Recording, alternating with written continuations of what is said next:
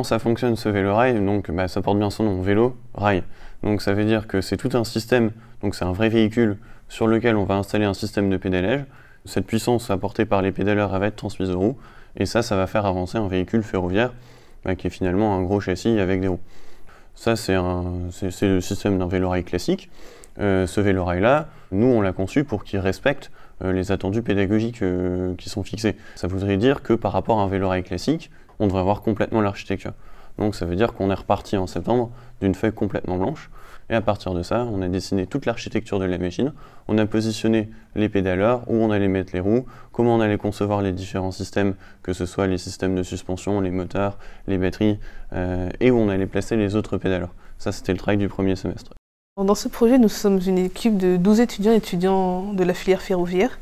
Et nous sommes tous c'est un projet qui rassemble des étudiants d'années différentes. Et l'objectif de ce projet, c'est de permettre aux étudiants, une fois qu'il sera instrumenté et équipé, d'associer la pratique et la théorie. Ensuite, c'est le premier véhicule de la filière, donc il y a aussi cet aspect, on va dire, précurseur, qui fait aussi la fierté, on va dire, de tous les membres, parce que c'est quelque chose qui va être utilisé lors des années suivantes dans le cadre de la formation. Quelles sont les innovations de cette machine?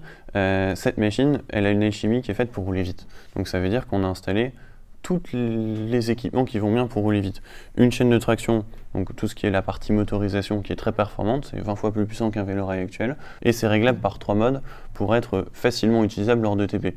Le mode pédalage classique, où il n'y aura pas d'assistance, un mode assistance au pédalage, où quand on pédale, les moteurs vont s'alimenter, et un mode manipulateur de traction, pour que l'élève puisse se sentir comme dans un vrai train. Ensuite, la partie train roulant, il faut que le comportement soit sain. Et pour que ce soit sain, il faut des suspensions. Donc on a installé un système de suspension issu de VTT avec ce qu'on appelle les bras oscillants. Et ça, c'est une grande première, puisque c'est la première fois qu'un véhicule ferroviaire embarque ce type de système de suspension. Dernièrement, le châssis. D'habitude, un châssis, c'est en acier ferroviaire, c'est très lourd.